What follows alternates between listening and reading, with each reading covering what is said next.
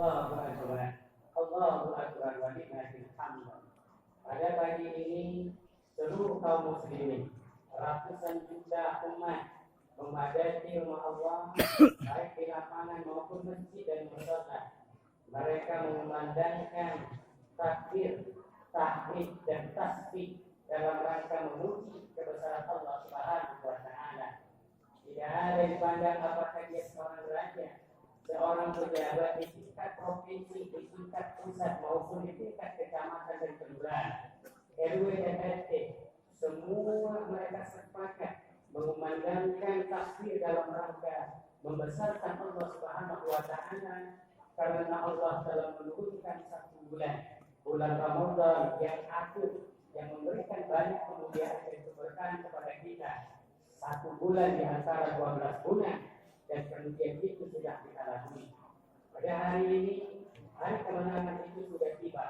Hari pembuktian kemenangan itu telah datang. Maka oleh karenanya kita memanfaatkan merayakan kemenangan itu dengan sungguh-sungguh, mengharapkan kepada Allah tidak terlepas dari tuntunan baginda Rasulullah SAW.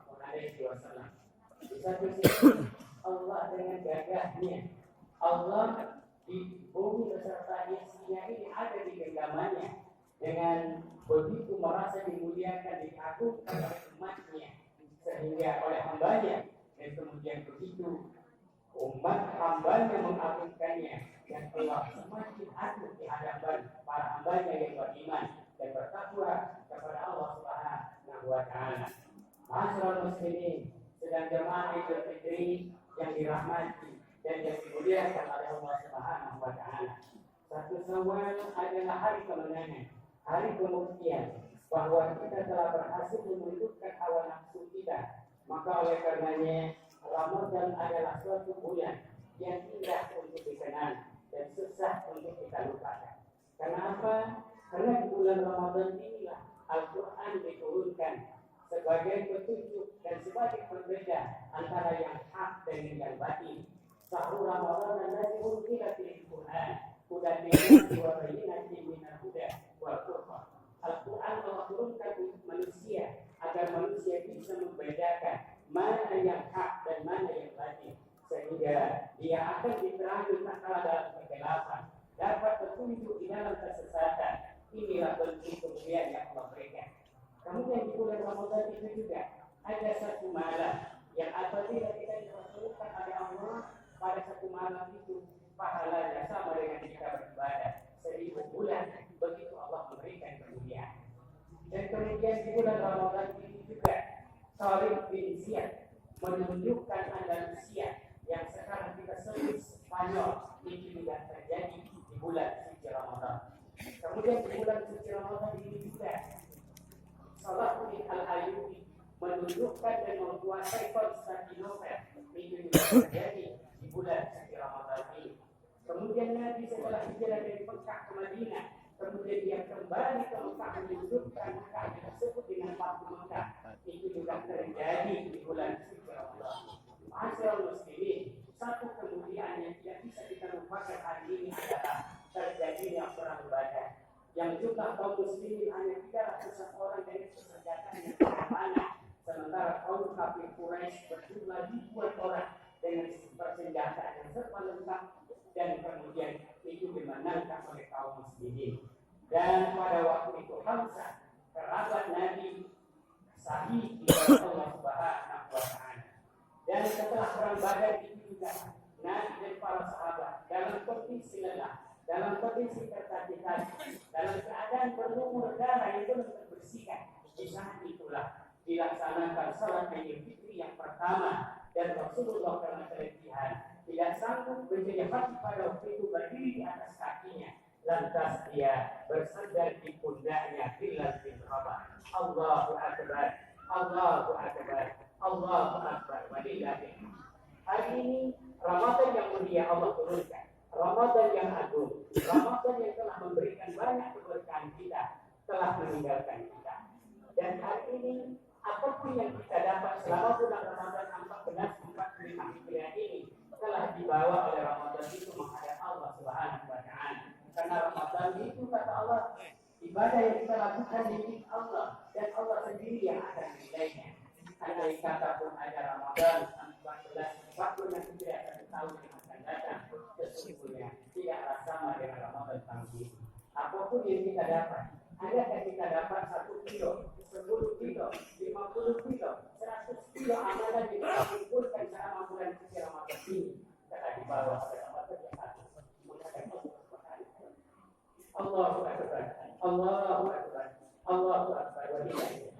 Ramadan pergi meninggalkan kita.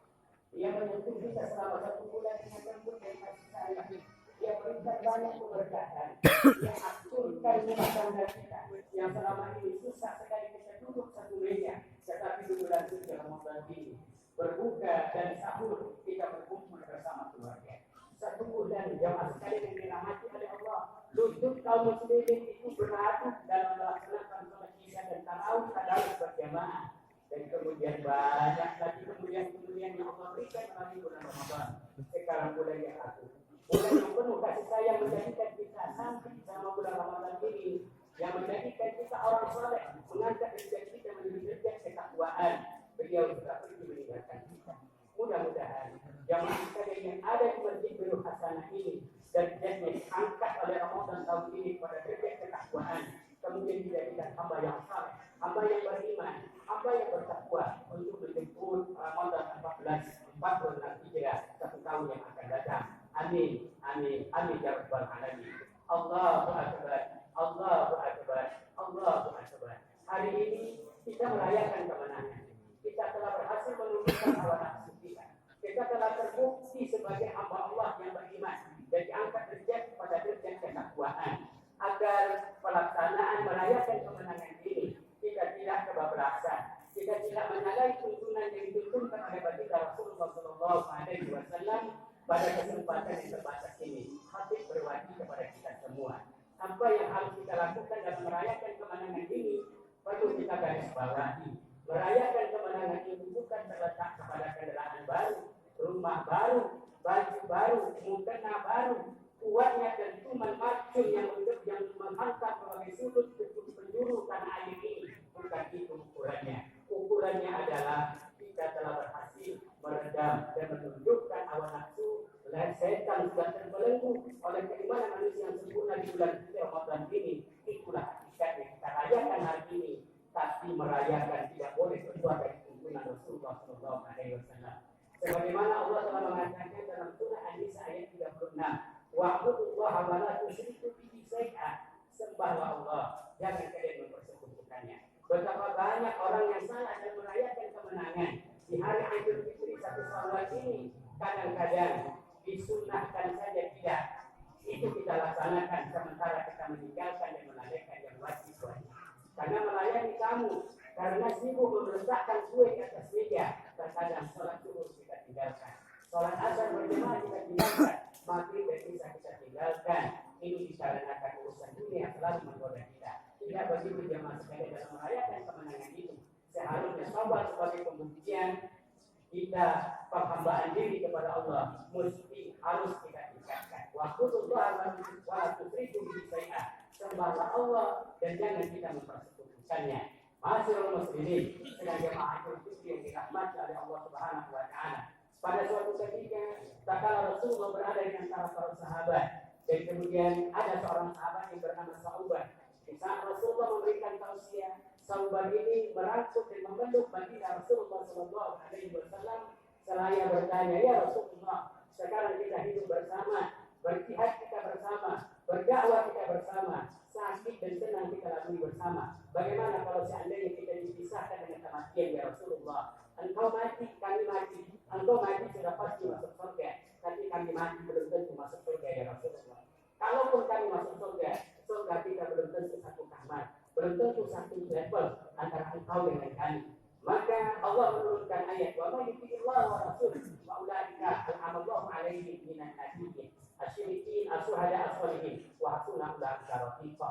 Kata Allah Subhanahu wa taala, taatilah Allah dan Rasul, maka engkau nanti akan disatukan surga engkau dengan para nabi, kemudian para syuhada dan orang asyrikin, karena orang-orang ini sebaik-baik kita jadikan teman. Allahu akbar, Allahu akbar, Allahu akbar. Walillahil hamd. Qul, kata Allah Subhanahu wa taala, qul in kuntum tuhibbunallaha fattabi'uni. Katakan Muhammad, kalau memang hamba itu mencintai aku, maka kata Muhammad ikuti aku. Taatilah Allah, taatilah Rasul. Terutama di bulan Syawal ini, mari kita tingkatkan kemuliaan dan amaliyah baik kualitas maupun kualitasnya kita tingkatkan kepada Allah Subhanahu wa taala. Kemudian yang kedua yang harus kita silaturahmi di bulan Ramadan ini adalah wa bil walidaini ihsan, yaitu berbuat baik dan berbaktilah kamu kepada kedua orang tua. Orang perintah kita, disejajarkan kita mentaati Allah dan Rasul. Kemudian setelah itu yang kedua, wabil walidaini ihsan, berbuat baik dan berbakti kepada kedua orang tua. Nabi mengatakan merugi seorang hamba apabila dia mati tidak masuk surga sementara kedua orang tuanya masih hidup. Andai kata Nabi dalam sebuah hadisnya, seorang manusia berada di pagi hari dan dia memiliki dua orang tua dan kemudian orang tuanya ridho kepadanya, maka terbukalah semua pintu kebaikan untuknya. Tetapi apabila dia memiliki satu orang tua dan kemudian dia berada di sore hari, orang tuanya murka kepadanya, maka terbuka pintu kemaksiatan kepada kita. Maka oleh karenanya bukan rawatlah untuk surga kita semua, karena ayah ibu dan kita adalah surga. Allahu Akbar, Allahu Akbar, Allahu Akbar. Wajib dan kita masyarakat muslimin dahulukan melaksanakan berbakti kepada orang tua daripada melaksanakan ibadah haji. Didahulukan berbakti kepada orang tua daripada melaksanakan umrah bersama Nabi, dan dahulukan berbakti kepada orang tua daripada hijrah bersama Nabi. Pada suatu ketika ada seorang sahabat mendatangi Nabi sebelum hijrah dari Mekah ke Madinah, ya Rasulullah, saya ingin berhijrah kepada Anda bersamamu. Kemudian Nabi bertanya, apakah engkau masih punya orang? Iya ya Rasulullah. Bagaimana Rasulullah? Karena ketika engkau berhijrah, orang tua saya menangis. Buat orang tua bagaimana tadi engkau buat orang tua menangis? Pada suatu ketika ada 3 orang pemuda pergi dalam bepergian karena cuaca buruk, kemudian dia masuk dalam suatu buah itu kotor.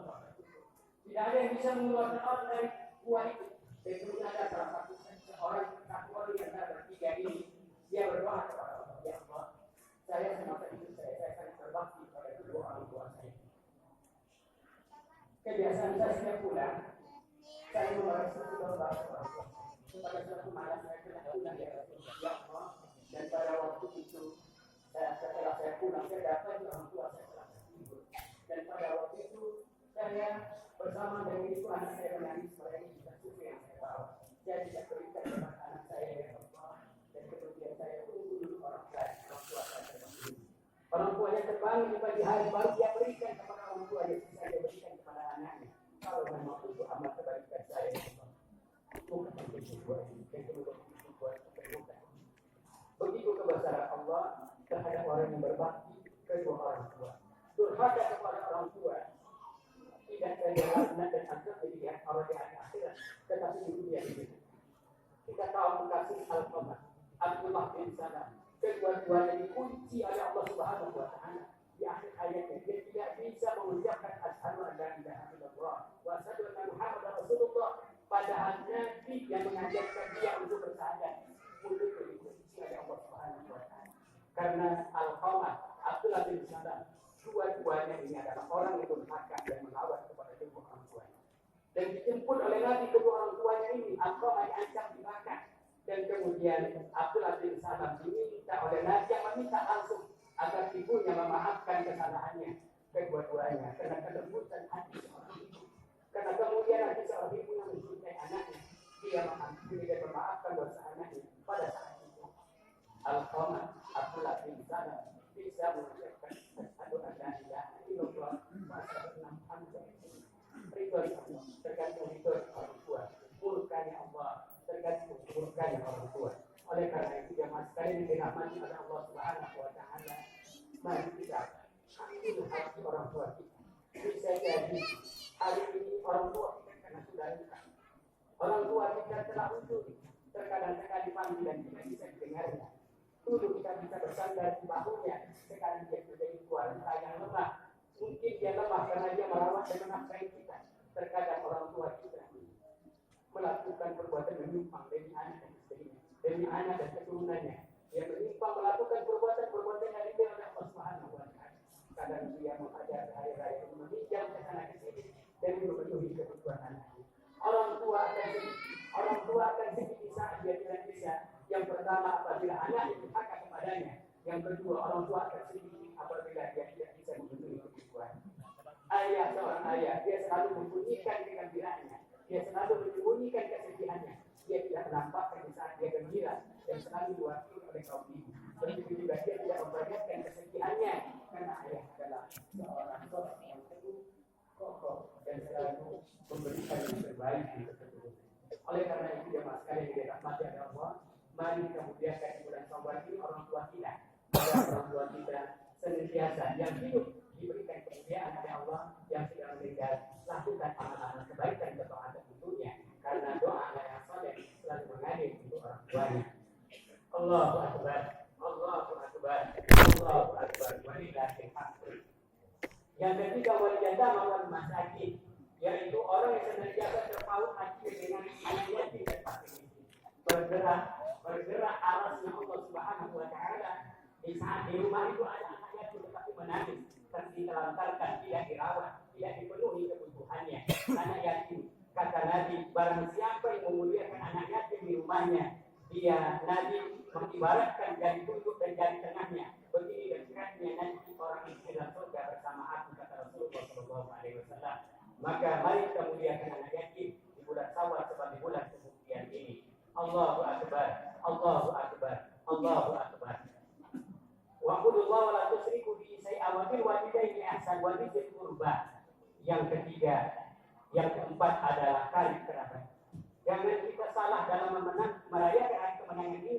Yang pertama kita bawa setelah mengunjungi orang tua anak yatim, mari kita bawa keluarga kita, boyong keluarga kita untuk mengunjungi karib kerabat.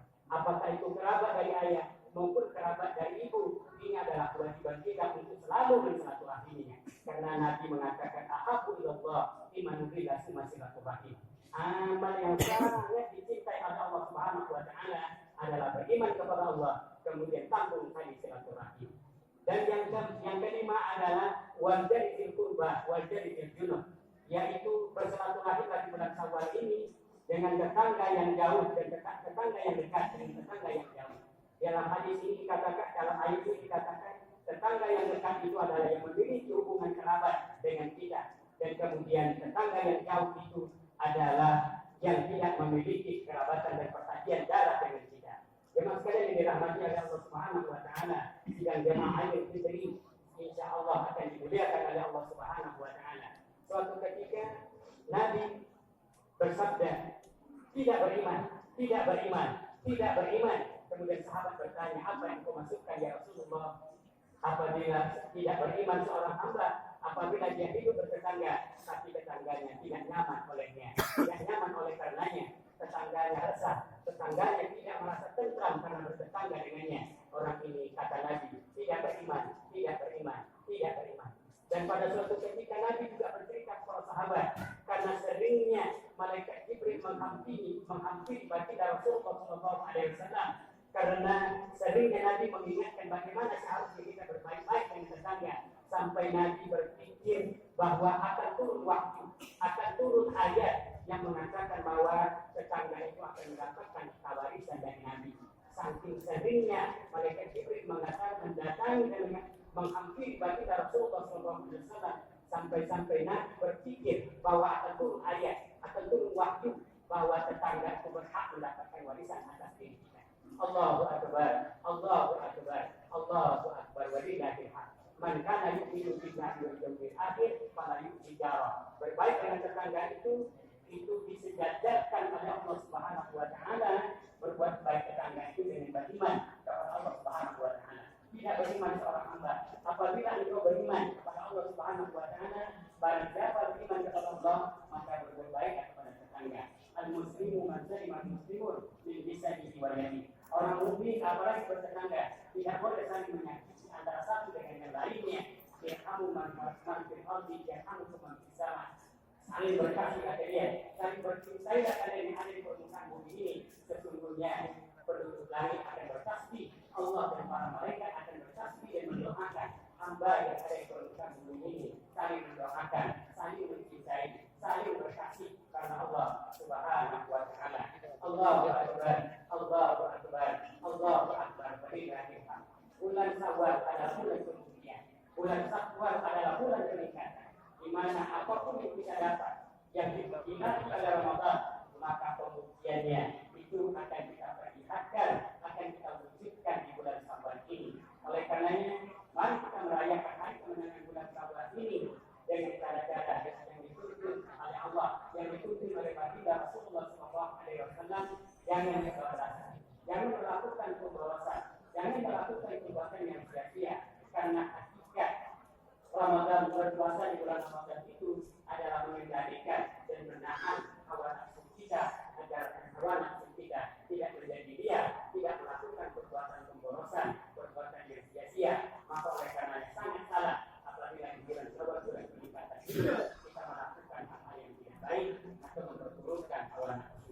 mudah-mudahan khotbah yang singkat ini akan menjadikan kita terbuka pintu hati kita. Yang pertama, meningkatkan amal ketaatan kita kepada Allah Subhanahu wa taala, dan kemudian yang kedua, berbakti kepada orang tua sebelum berbakti kepada yang lain, dan kemudian yang ketiga, mengunjungi para kerabat, baik itu kerabat punya perjanjian dengan ayah dan ibu, dan kemudian keluarga wal masakin, anak yatim dan fakir miskin. Kemudian yang kelima, wajari al-qurba, wajari al-julur, tetangga yang dekat dan tetangga yang jauh. Wallahu a'lam bishawab. Wassalamu alaikum warahmatullahi wabarakatuh. Wa nafa'ani wa iyyakum bima fihi min al-ayati wa dhikril hakim. Wa taqabbal minni tilawatahu innahu huwal ghafurur rahim.